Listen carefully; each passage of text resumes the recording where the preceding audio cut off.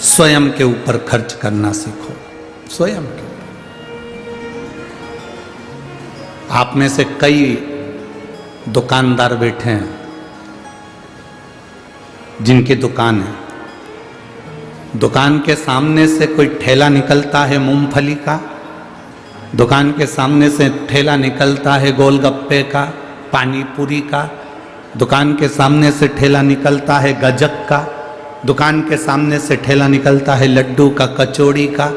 मन करता है खाने का पर ले नहीं पाता, अपने ऊपर खर्च नहीं कर पा रहा। और बेटा अपने दोस्तों के साथ होटल में 500 उड़ा कर आ गया और बाप को मालूम तक नहीं।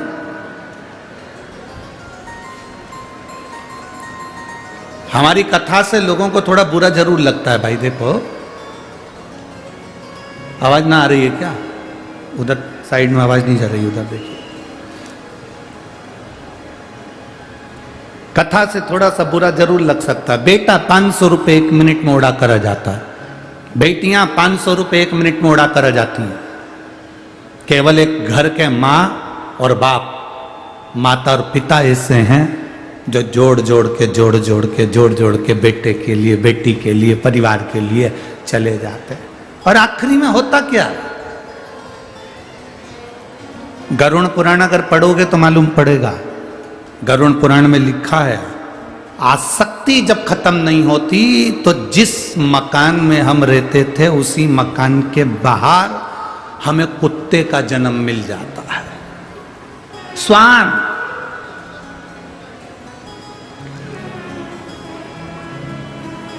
तुम्हारे यहां पर भी कोई कोई कुत्ता तुम्हारे घर में बार बार घुसता है। बोलो री जीजियों, सही है कि गलत है? तुम्हारे घर में भी कोई कोई बकरी, कोई बकरा, कोई कुत्ता बार बार तुम्हारे घर में घुसता है, बार बार घुसता है। तुम डंडा मार के भगा देते हो, पत्थर मार कर भगा देते हो, फिर कुत्ता घुस जाता है, फिर मारा, फिर घुस गया, फिर मारा, फिर घुस गया।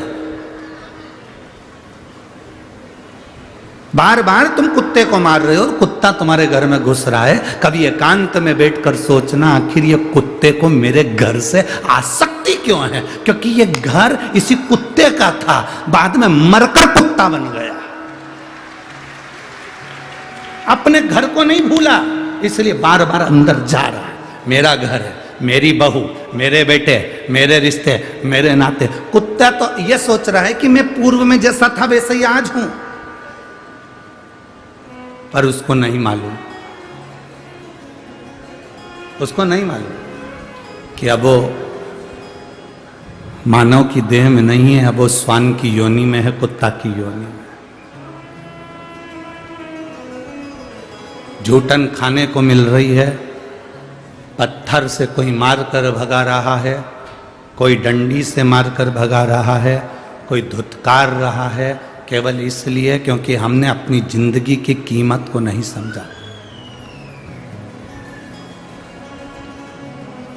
हम मानव देह को समझ नहीं पाए। जिस दिन हम ये मानव देह को समझ जाएंगे, जिस दिन इस मनुष्य के शरीर को हम जान जाएंगे, उस दिन हमारी जिंदगी की सार्थकता सिद्ध हो जाएगी। हम जाने नहीं है भैया।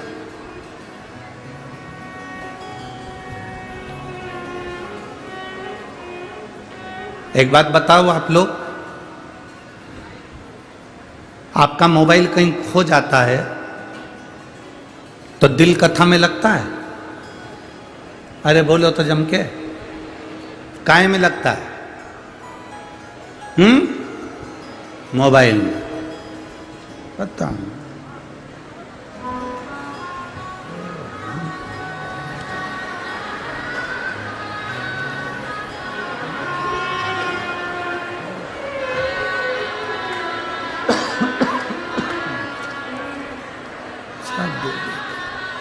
खड़े भी हो गए, झांक के भी देखा नहीं। कीमती मोबाइल था तो आंख में आंसू भी भर गए। मोबाइल खोया तो दिल नहीं लग रहा, उसको ढूंढने में लगे हो। जितनी बेचैनी तुम्हारे मोबाइल के खोने पर तुम्हारे दिल में मोबाइल ढूंढने की होती है, उतनी बेचैनी तुम्हें रोज महादेव को ढूंढने की होना चाहिए। उतनी बेचैनी। मेरा समय जा रहा है, व्यर्थ में समय निकल रहा है, मैं उसको पकड़ूं, मेरे महादेव का मैं भजन करूं, मेरे शंकर का मैं स्मरण करूं। उसको पाने की ललकता बढ़ा, कुछ परमार्थ करने की ललकता बढ़ा।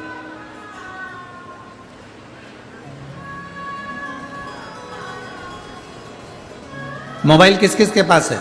हाथ उठाओ जरा। धर लो वापिस धर लो।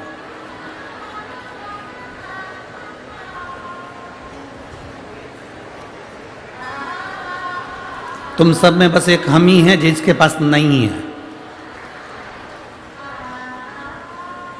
अब मोबाइल तुम सबके पास में है, किसी को मैसेज करते हो,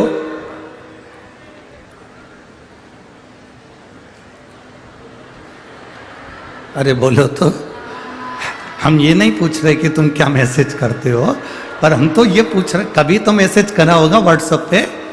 मैसेज करने के बाद तुमने किसी को मैसेज करा, उसके बाद में मैसेज करने के बाद वो सीन हो गया कि सामने वाले व्यक्ति ने मैसेज देख लिया, जवाब नहीं दे रहा, और तुम बार बार थोड़ी थोड़ी देर में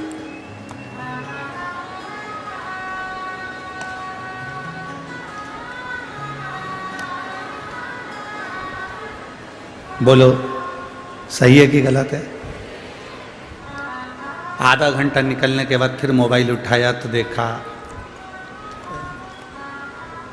फिर दूसरा मैसेज तुमने करा, उसने जवाब नहीं दिया। सीन हो रहा है, उसने देख लिया, जिसको तुमने मैसेज करा था उसने देखा है, पर उसने जवाब नहीं दिया।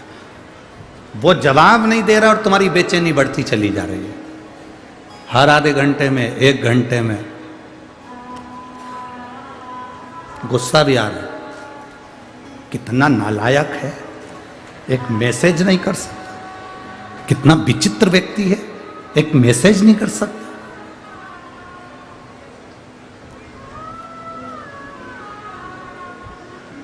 और एक और चीज बोलती, कितना कमबख्त है। किसी ने पूछा गुरुजी ये कमबख्त क्या होता है? हमने कहा जिसके पास वक्त कम वही कमबख्त। कम वक्त है, वक्त कम है, मैसेज नहीं कर रहा।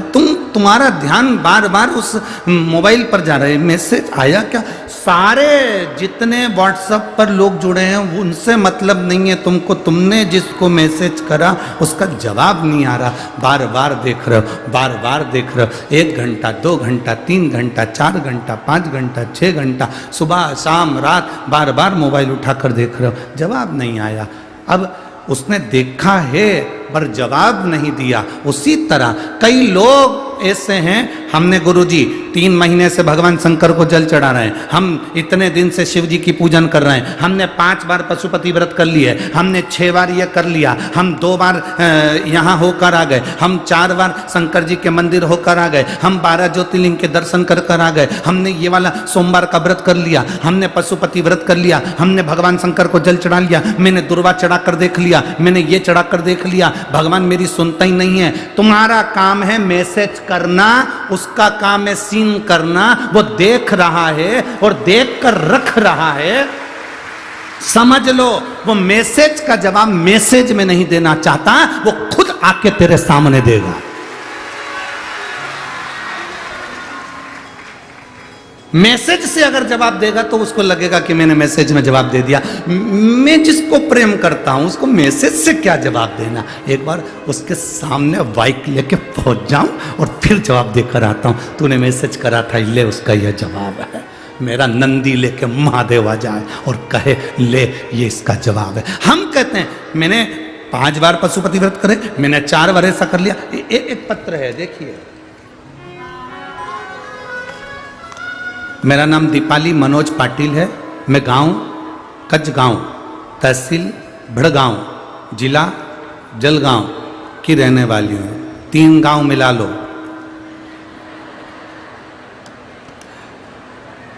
मैं कचगांव भड़गांव तहसील जिला जलगांव की रहने वाली हूँ। कहीं बैठी हो तो हाथ हिला सकती हैं। अगर कहीं बैठी हो तो हाथ हिला सकती हैं। जहाँ कहीं भी बैठी हो। उधर बैठी हैं क्या? अच्छा, हमको नहीं दिख रहे कैमरे वाले भैया, आप देखो। ठीक है। मेरा नाम दीपाली मनोज पाटिल है। मैं गांव कचगांव तहसील भड़गांव जिला जलगांव की रहने वाली हूँ। मेरी शादी को कई साल निकल गए थे। हम इंतजार करते रहे, 1 साल में संतान होगी, 2 साल में होगी, 3 साल में होगी, 4 साल में होगी, 5 साल में होगी। संतान को देखते देखते 10 साल निकल गए, पर संतान का सुख नहीं हुआ गुरुदेव। बहुत डॉक्टरों से इलाज करवाया पर औलाद का सुख नहीं आया।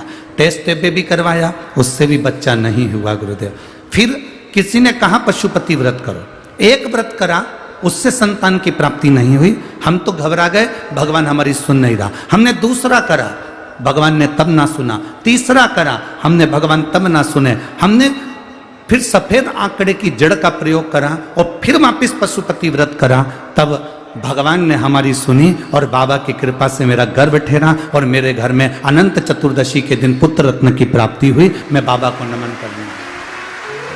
बच्चा लाई है क्या? बच्चा लाई है? लिया? हाँ लिया लिया। 10 साल के बाद मेरे बाबा ने मेरी गोदी भरी गुरुदेव। आप कहते हो शिव सुनते हैं, बिल्कुल पक्का, बिल्कुल पक्का। ए भाई, मैसेज पर मैसेज किए जाओ, करो मैसेज, भगवान का भजन किए जाओ, उसका स्मरण किए जाओ। जब हम तुम्हारा करा गया मैसेज वो देख रहा है, सीन हो रहा है, मतलब उसने देख लिया है। तुमने जो लोटा भर के जल चढ़ाया वो महादेव ने देख लिया।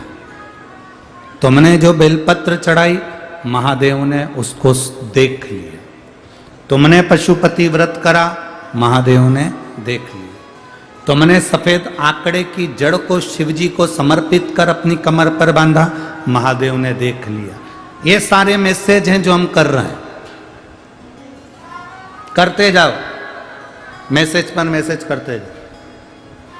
एक व्रत में काम ना हो तो दूसरा करो, पर कहना नहीं कि मैं तो कर कर कर थक गई ना। सीन हो रहा है, देख रहा है, वो भले मैसेज में जवाब नहीं देगा, पर ये विश्वास मानकर चलना, एक दिन मेरा महादेव तुम्हारे सामने आकर तुम्हारा कार्य कर जाएगा।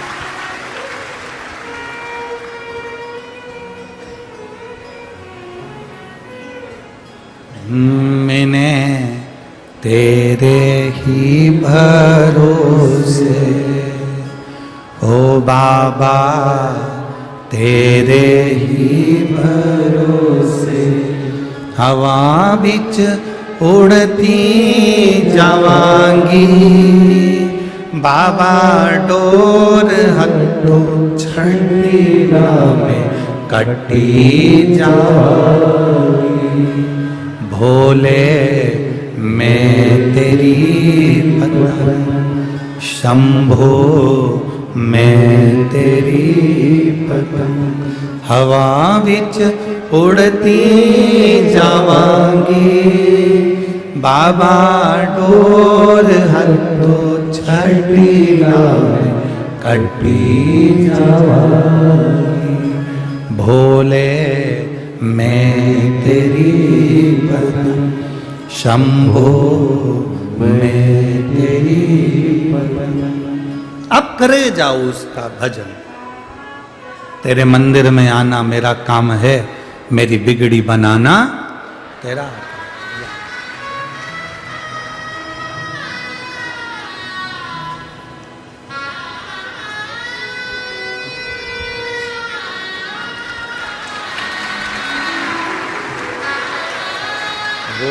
खुश हो, 10 साल के बाद दिया दिया तो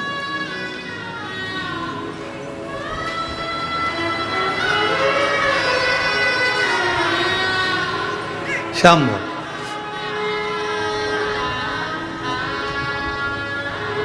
एक मिनट,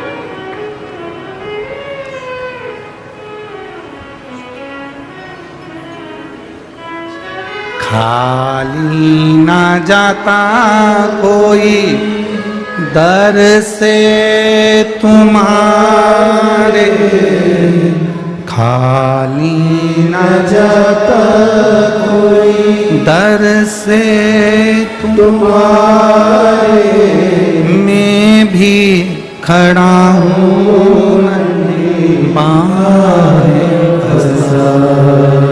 अपने हृदय से लगा लो, गिरा जा रहा उठा लो,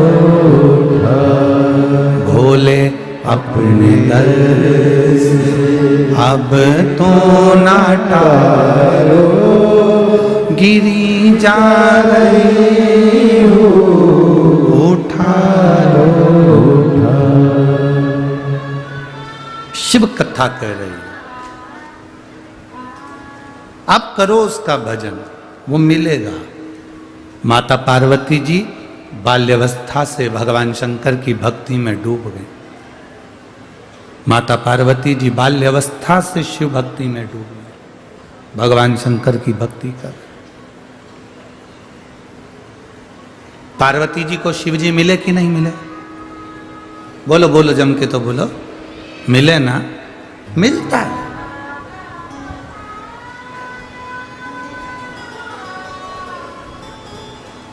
मिलेगा। क्या पार्वती जी को एक बार तप करने से भगवान मिल गए? नहीं। क्या माता पार्वती जी को एक बार भजन करने से भगवान मिल गए? नहीं, नहीं मिला। बहुत ध्यान देना, पार्वती जी 51 जन्म माता पार्वती जी के निकल गए थे, मरती थी, जीवित होती थी, सती के रूप में देह मिले मानव की, और उस मानव की देह प्राप्त करने के बाद भगवान की अविरल भक्ति मिल जाए, भगवान का भजन मिल जाए, शिव महापुराण की कथा मिल जाए, तो ये एक जिंदगी की एक सार्थकता है।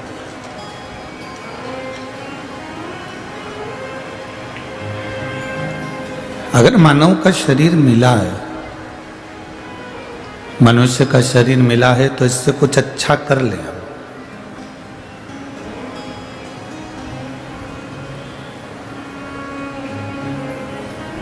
बचपन दोबारा से आ सकता है क्या? बोलो तो जम के, नहीं आए। जवानी दोबारा से आ सकती है क्या? नहीं आ सकती। अधेड़ी दोबारा से आ सकती है क्या? नहीं आ सकती। जो चले गया वो दोबारा नहीं आना। बचपन गया तो बचपन वापिस नहीं आएगा, जवानी गई तो जवानी वापिस नहीं आएगी, अधेड़ी गई तो अधेड़ी वापिस नहीं आएगी। क्यों ना उस बचपन को इतना अच्छा बना लें कि जब हमारा जवानी आए, अधेड़ी आए, बुढ़ापा आए, तो उस बचपन की याद आए।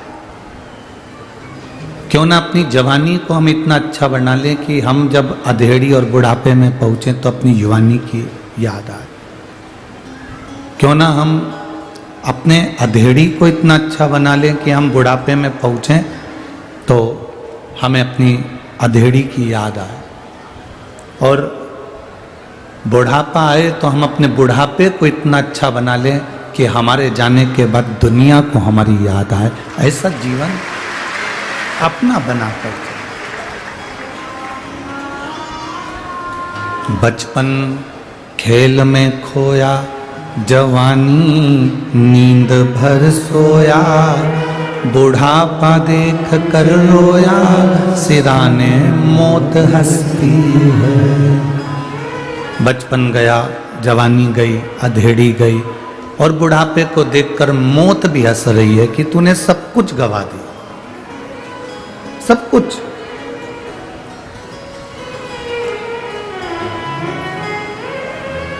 अपना सर्वस्व तू गवा बैठा, बचपन को भी तू गवा बैठा, जवानी को भी तू गवा बैठा, अधेड़ी को भी तू गवा बैठा, और बुढ़ापा भी तेरा ऐसे निकल। थोड़ी आसक्ति अपने घर से, थोड़ी आसक्ति अपने परिवार से कुछ कम करिए। और आसक्ति अगर करना है तो कुछ परमार्थ में, कुछ धर्म में, कुछ दुनिया के हित में अपनी आसक्ति करना प्रारंभ करो कि मुझे एक हफ्ते में एक दिन ऐसा निकालना है कि किसी भूखे को भोजन कराना है, या प्यासे को पानी पिलाना है, या किसी हफ्ते में हम एक दिन ऐसा निकालें कि कोई बीमार है और उसके पास में औषधि का पैसा नहीं है, दवाई का पैसा नहीं, तो हम उसकी औषधि करा दें। कोई शिक्षा ग्रहण करना चाहता है और उसके पास में शिक्षा ग्रहण करने का पैसा नहीं, तो वो शिक्षा ग्रहण करवा ले।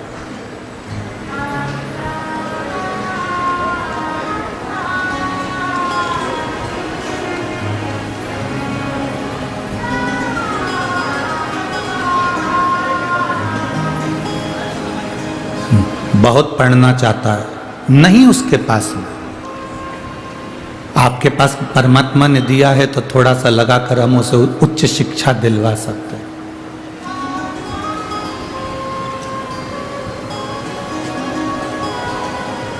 आज मुझे मालूम पड़ा कि श्रीमती संपदा उन्मेष जी पाटिल जी अभी बता रही थी कि किराए के मकान में सांसद जी रहते हैं। शायद दुनिया के पहले सांसद होंगे जो किराए के मकान में रह रहे होंगे। ये दुनिया के पहले सांसद।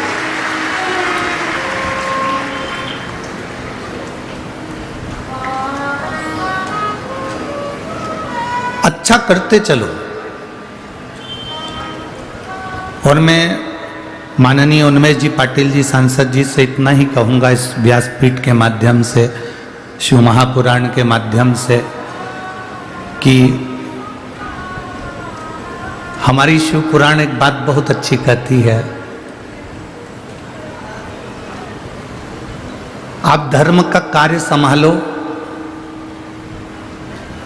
आप दीनहीन को संभालो, आप साधारण गरीबों को संभालो, तुम्हारे परिवार को महादेव संभाल लेगा।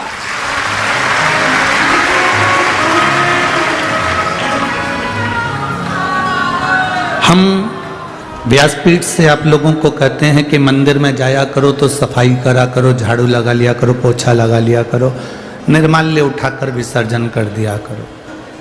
आज लाखों की संख्या में आप लोग आए हैं, लगभग 9 से 10 लाख भक्त इस 40 गांव की कथा में आज पहुंचे हैं। जितने टेंटों के अंदर हैं उससे ज्यादा टेंटों के बाहर हैं।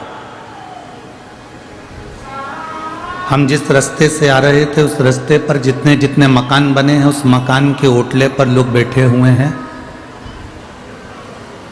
वहीं पर अपनी 4-6 माताएं बैठकर कथा सुन रही हैं। जहां रोडों पर जगह मिल रही है लोग वहां बैठ रहे हैं।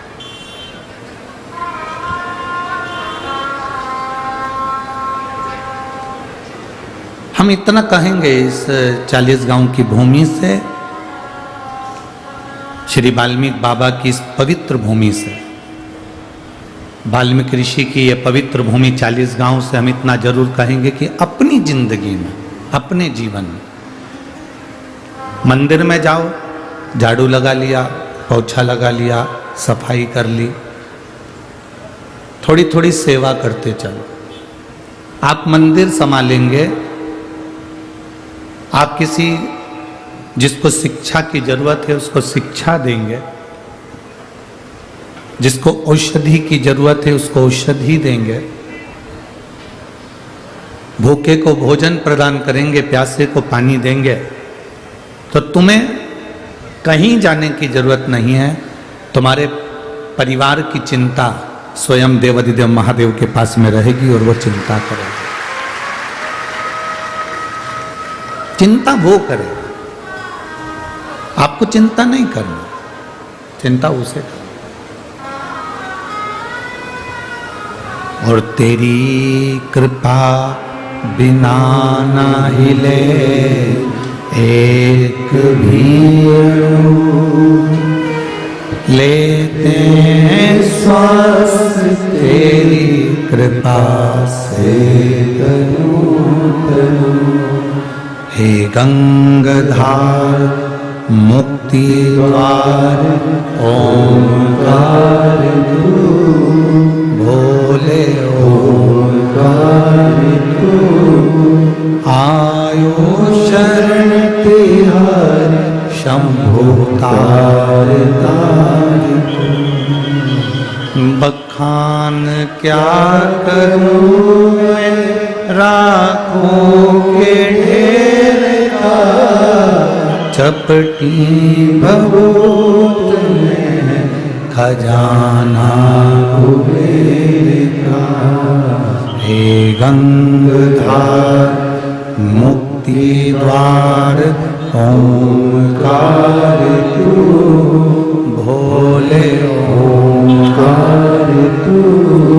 आयो शरण तेरा शंभु तार तार। अब जितना दुनिया के लिए जियो,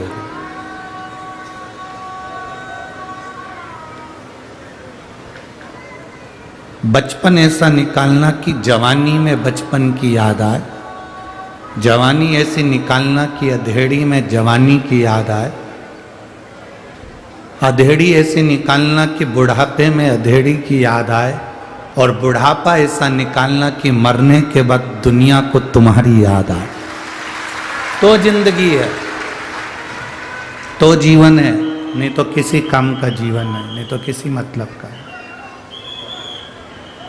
फिर उसका कोई मतलब नहीं, फिर उसका कोई सेंस नहीं है, उसका कोई सार नहीं है महाराज, अगर आप अपने जीवन को सही नहीं जी रहे। हमने एक बात पहले कथा में कही थी, जिसको याद होगी उसको मालूम होगा। आपको 1 रुपया दान नहीं करना, मत करो। आप किसी को अठन्नी नहीं दे सकते, बिल्कुल मत दो। कौन तुमको दबाव दे रहा है, कौन तुमको जबरदस्ती कह रहा है कि तुम दो। पर इतना जरूर करो कि अपन जो कमा रहे हैं उस कमाई का थोड़ा सा अंश अपने खुद के ऊपर खर्च जरूर करो, अपने ऊपर खर्च करना सीखो। जो अपने ऊपर खर्च नहीं करता ना, 84 लाख योनि में 83,99,999 योनि काटने के बाद ये मानव की देह मिली है 84 लाखवें नंबर की।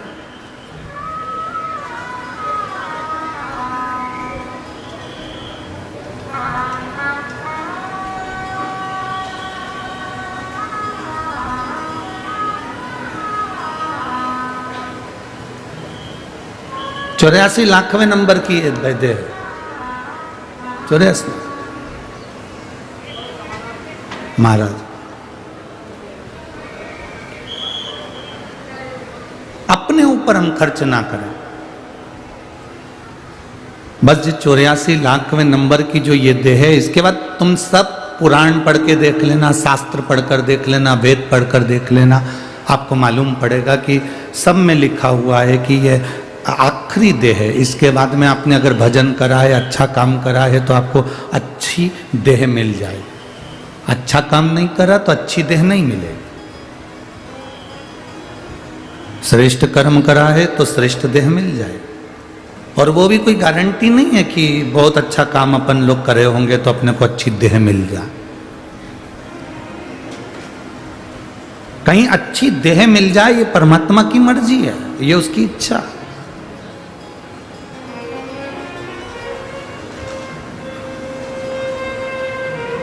जिससे घर नहीं छूटा, स्वयं के ऊपर खर्च नहीं कर पाए, स्वयं के लिए कुछ नहीं कर पाए, केवल जोड़ा जोड़ा जोड़ा जोड़ा और आखिरी में छोड़ा, और इतना बड़ा फोटो दीवार पे टंग गया और गले में प्लास्टिक के फूल की माला टंग गई और 16 श्राद्ध में पूड़ी और खीर मुंह में चिपक गई, तो उससे मतलब क्या?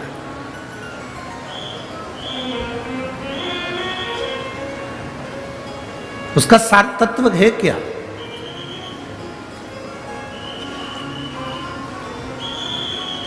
अच्छा, आप लोगों से पूछें, उत्तर देना, आप लोगों के पास अच्छी वाली साड़ियां हैं कि नहीं? सब लोग बोलो जरा जल्दी से, है ना? पहनती क्यों नहीं? आपसे पूछा जाए तो आप कहोगे गुरुजी पहनेंगे, अभी पहनेंगे हो, अभी पहनेंगे हो। गुरुजी अच्छी रखी है, अभी पहनेंगे, अच्छी रखी है, पहनेंगे। कुएं में पानी भरकर रखोगे तो तुम्हारे कुएं का पानी दूसरे के कुएं में चला जाएगा। जाएगा कि नहीं जाएगा? जम के तो बोलो जरा। कोई किसान बैठा हो, खेती करने वाले जितने भाई बैठे हों, जितने कृषि करने वाले बैठे होंगे, वो बता देंगे। अपने कुएं में पानी को इकट्ठा करके रखोगे तो दूसरे के कुएं में स्रोत रहता है, उसमें वो पानी अंदर के अंदर चला जाता है। कुएं में से रोज पानी निकालते रहोगे तो रोज पानी आता रहेगा। अपने पास में जो अच्छे वस्त्र रखे हैं उसको पहनो, जब वो बेकार हो जाएंगे तो देने की जवाबदारी उस परमात्मा की है। जब द्रौपदी को 9,999 दे सकता है तो अपने को ना देगा? 56 करोड़ का मायरा जब वो नानी बाई का भर सकता है तो अपना ना भरेगा?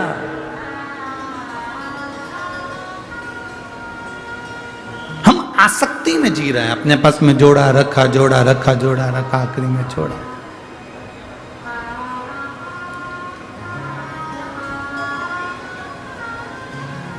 यहां पर एक पति पत्नी का जोड़ा बैठा है, कितना जोरदार कपड़े पहन के बैठे हैं, देखो जरा। खड़े हो जाओ जरा, दोनों खड़े हो। हाँ, दोनों खड़े हो जाओ। तुम्हें देख के हमें खुशी हो रही हो, हमें खुशी है। बैठिए कि कम से कम अपने ऊपर, अपने पास जो रखा है, बिना संकोच के। अब कई लोग ऐसे होते, मैं ये पहन के जाऊंगी, लोग क्या कहेंगे? अरे आग लगे लोगों को, लोग क्या कहेंगे? आग लगे बस्ती में, अपन रहो मस्ती में। मैं तो चली वृंदावन राणा, मेरे तो भाग जगे, तेरे महलों में आग लगे, अपने को क्या करना? सोचे सो क्या? अब इसे सोचने वाले तो सोचते रहेंगे। भगवान शंकर नंदी पर बैठकर पार्वती और शिव दोनों जा रहे थे। एक व्यक्ति ने देखा और देखते से ही कहा, बताओ बेचारे नंदी पर दो दो चढ़े हुए हैं, शर्म नहीं आ रही? शंकर जी नंदी पे से नीचे उतर गए, उन्होंने पार्वती जी को बिठा दिया और चल दिया। दूसरा व्यक्ति मिला, देखो जोरू के गुलाम को, पत्नी को नंदी पर बिठा के ले जा रहा है, खुद पैदल चल रहा है। थोड़ी दूर जाकर शंकर भगवान ने पार्वती जी को नीचे उतार दिया, खुद बैठ गए, पार्वती जी पैदल चल रहे। तीसरा मिला, कितना निर्दयी व्यक्ति है, बेचारी कोमल सी पत्नी को पैदल चला रहा और खुद इतना बड़ा मस्त उंडा बैठ कर चल रहा। शंकर पार्वती दोनों ही नीचे उतर गए। फिर कहीं का मिल गया, इतना अच्छा बैल है, बैठ के क्यों नहीं जा रहा है, पैदल पैदल चले जा। ये तो दुनिया की रीत है, वो कहते रहेंगे, बोलते रहेंगे, अपशब्द, ताने, आड़े टेढ़ी बातें, उनका कहना काम है, कहते रहेंगे।